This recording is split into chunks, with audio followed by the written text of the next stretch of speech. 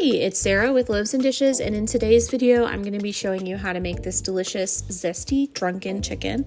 Before we get into the video, please subscribe if you want to see more wonderful recipes like these. Okay, so I'm cutting up a jalapeno for this marinade that I'm going to make. The jalapeno does not impart a lot of spice to this marinade, so if you're concerned about that, I wouldn't be.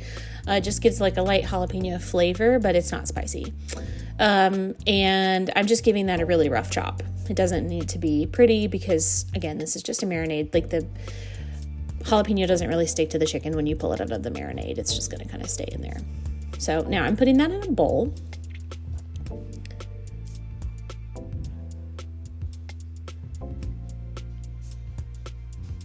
And okay, I'm going to add some onion. I'm going to add about 5 cloves of garlic, and I'm using this garlic that's in a jar. This stuff is not nearly as potent as as a fresh garlic, so I would recommend just kind of measuring with your heart for that.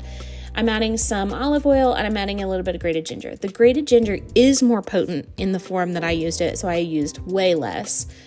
That's just a personal preference. So now I'm adding some whiskey, and I'm adding some chicken stock. If you're worried about the whiskey, it does cook off. It just gives it a nice flavor. I added some apricot preserves and some barbecue sauce. If you didn't have apricot, but you did have, say, like strawberry jelly, or if you wanted to use orange marmalade or something like that, you could use any sort of like jelly that you wanted to. I'm sure it would work fine. I had some Worcestershire and some salt and pepper. And now I'm going to mix that up. This marinade is really great because you can use it on a lot of different stuff. Like if you wanted to use this on some pork, that would be really good. This would be good to marinate some wings in. It's a really great marinade, and it's just good, and it would be good for lots of different meat. I kind of think it would be good with seafood probably too, if you wanted to.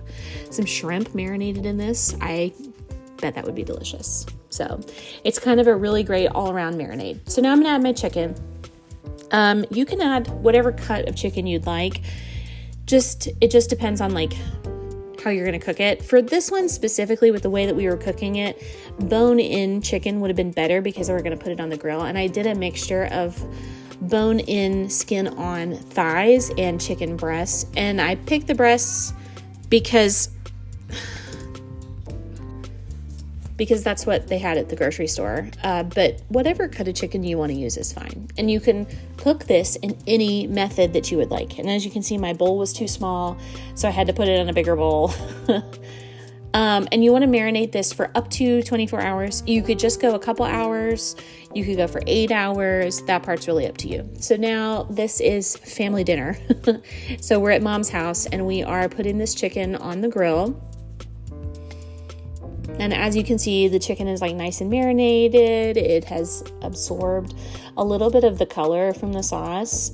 And you can also see that like the onion and the jalapeno isn't really sticking to the chicken. So you don't really have to worry. If you're worried about the spice, it's not really something you have to worry about with this marinade. But if you hate jalapenos, you can absolutely leave them out. If you hate onion, you can leave it out if you want.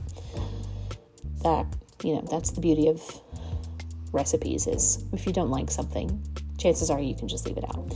So now we put that on the grill, and now we're flipping them. We've got some really good grill marks because there's like sugar in the barbecue sauce and in the apricot marmalade that we put in. It really gives a nice char on the meat, so that's really good, which is personally my favorite part of cooking stuff on the grill, is getting something with a good char on it. And then once we flip them, I did reserve a little bit of the marinade that we're going to brush on top. This is optional. You don't have to do this, but it just gives it a little more flavor. So I recommend doing it, but you don't have to.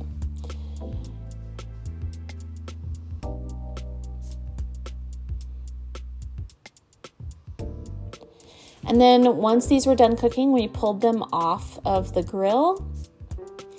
And the lighting is not great because it's after dark, but there they are. These were absolutely delicious. Be sure to check out Loaves and Dishes for more, and thanks for watching.